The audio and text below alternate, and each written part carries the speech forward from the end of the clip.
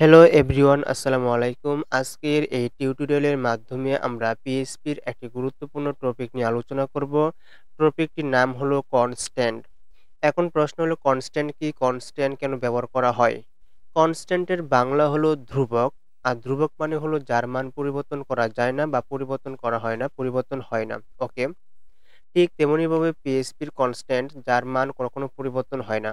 আমরা অনেক ক্ষেত্রে প্রজেক্ট করার সময় কোনো একটা ডাটা বা কোনো একটা তথ্যকে ডিক্লেয়ার করার পর সেটা চায় না যে পরবর্তীতে কোড করার ক্ষেত্রে সেই ডাটা পরিবর্তন হয়ে যাক। যেমন কোনো একটা প্রজেক্ট বা ওয়েবসাইটের ক্ষেত্রে কোনো একটা ডাটাবেজের নাম কোনো একটা ভেরিয়েবলের মধ্যে স্টোর করা হয়। পরবর্তীতে কাজ করার ক্ষেত্রে আমরা কখনোই চাই না সেই ডাটাবেজের নামটা পরিবর্তন হয়ে যাক। এইজন্য ডাটাবেজের নামটা কোনো একটা কনস্ট্যান্ট এর মধ্যে স্টোর করা হয়। এখন আমরা কনস্ট্যান্ট নিয়ে আলোচনা করব। আর যেহেতু পিএইচপির কোড সার্ভারে রান হয়, এইজন্য প্রথমে যেকোনো একটি সার্ভার ওপেন করে নিতে হবে। আমি আমার কম্পিউটারের সার্ভার হিসাবে ওয়ার্ম সার্ভার ওপেন করে নিয়েছি। তারপর আমরা এখন ফাইল স্ট্রাকচার তৈরি করব। ফাইল স্ট্রাকচার তৈরি করার জন্য প্রথমে চলে যাব দিস পিসিতে যাওয়ার পর আপনার সার্ভারটি যে ড্রাইভে ইনস্টল করেছেন সেই ড্রাইভে প্রবেশ করবেন। আমি আমার কম্পিউটারে ওয়ার্ম সার্ভারটি সি ড্রাইভে ইনস্টল করেছি, তাই আমি চলে গেলাম সি ড্রাইভে। যাওয়ার পর এখানে ওয়ার্ম64 নামে একটি ফোল্ডার রয়েছে, আমি সেই ফোল্ডারে প্রবেশ করব। প্রবেশ করার পর এখানে অনেকগুলো ফাইল অ্যান্ড ফোল্ডার শো করতেছে। তার মধ্যে একটি হলো www, আমরা এই ফোল্ডারে প্রবেশ করব। প্রবেশ করার পর এখন আমরা প্রজেক্ট বা পিএইচপি কনস্ট্যান্ট নিয়ে আলোচনা করার জন্য একটি প্রজেক্ট ফোল্ডার তৈরি করতে হবে। এজন্য আমি এখানে মাউসের রাইট বাটন ক্লিক করে চলে যাব নিউ থেকে চলে যাব কি টেক্সট ডকুমেন্ট, ফোল্ডার।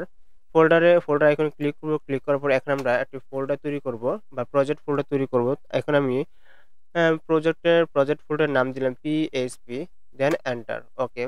ফোল্ডার তৈরি করার পর এই ফোল্ডারের মধ্যে প্রবেশ করব এবং কোড করার জন্য আমাদেরকে অবশ্যই ফাইল তৈরি করতে হবে। তার জন্য আমরা এখানে মাউসের রাইট বাটন ক্লিক করে চলে নিউ থেকে চলে যাব কি টেক্সট ডকুমেন্ট। এখন আমরা প্রজেক্টের জন্য প্রজেক্টের কাজ করার জন্য ফাইল তৈরি করতে ফাইলের নাম দিলাম index.php। এক্ষেত্রে এক্সটেনশনটি হবে পিএইচপি, দেন এন্টার। তারপর আমরা ইয়েস বাটনে ক্লিক করব। ক্লিক করার পর ফোল্ডারটি তৈরি হওয়ার পর এখন আমরা সিএমডি ওপেন করব। CMD, then enter. CMD open হওয়ার পর এখন আমরা সিএমডির মাধ্যমে আমাদের কোড করার জন্য কোড এডিটর ওপেন করব। আমার কম্পিউটারে অলরেডি কোড এডিটর হিসেবে ভিজুয়াল স্টুডিও কোড বা ভিএস কোড ইনস্টল করা আছে। এখন আমরা সেই কোড এডিটরটি এই ফাইল সহ ওপেন করব। তার জন্য এখানে টাইপ করব code slash dot then enter. Okay. আমাদের কাঙ্ক্ষিত কোড এডিটরটি ফাইল সহ ওপেন হয়েছে। ওপেন হওয়ার পর এখন আমাদেরকে পিএইচপির কনস্ট্যান্ট নিয়ে আলোচনা করার জন্য প্রথমে পিএইচপির সিনট্যাক্সটা তৈরি করে নিতে হবে। এক্ষেত্রে পিএইচপির ওপেনিং ট্যাগ এবং ক্লোজিং ট্যাগ লিখতে হবে। পিএইচপির ওপেনিং ট্যাগ এবং পিএইচপি ক্লোজিং ট্যাগ এখানে less than angle bracket question mark PHP, এটা হলো কি একটা পিএইচপি ওপেনিং ট্যাগ। এখন আমরা লিখব পিএইচপির ক্লোজিং ট্যাগ। ওকে। পিএইচপির ওপেনিং ট্যাগ এবং ক্লোজিং ট্যাগ শেষ হওয়ার পর এখন আমরা আলোচনা করব পিএইচপির কনস্ট্যান্ট নিয়ে। আর পিএইচপির কনস্ট্যান্ট তৈরি করা হয় ডিফাইন ফাংশনের মাধ্যমে। ডিফাইন ফাংশনের মাধ্যমে পিএইচপির কনস্ট্যান্ট তৈরি করা হয়। প্রথমে আমরা ডিফাইন ফাংশন লিখব। ডিফাইন ফাংশন, এটি হলো ডিফাইন হলো ফাংশনের নাম, আর পুরোটা হলো ডিফাইন ফাংশন। এখন আমরা এই ডিফাইন ফাংশনের মাধ্যমে কনস্ট্যান্ট তৈরি করব। তার জন্য ডিফাইন ফাংশনের মধ্যে দুইটা জিনিস দিতে হবে। একটি হলো কনস্ট্যান্টের নাম ভেরিয়েবল হিসাবে, দ্বিতীয়টি হলো ওই কনস্ট্যান্টের মধ্যে কি ধরনের ডাটা স্টোর করা হবে সেই ডাটা দিতে হবে।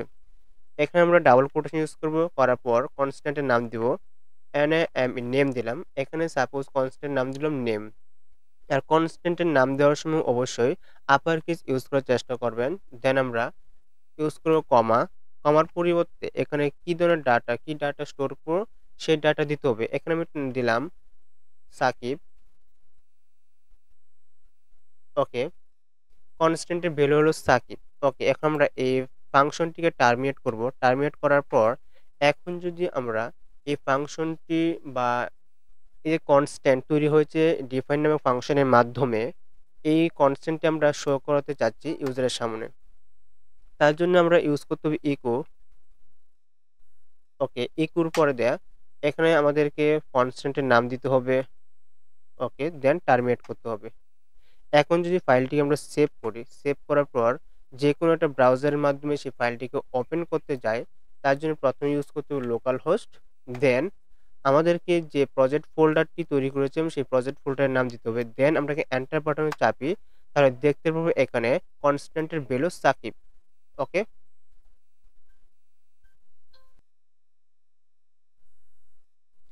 এখানে ব্রাউজারের মধ্যে দেখতে পাচ্ছি কনস্ট্যান্টের যে ভ্যালু সেই ভ্যালুটা এখানে শো করতেছে।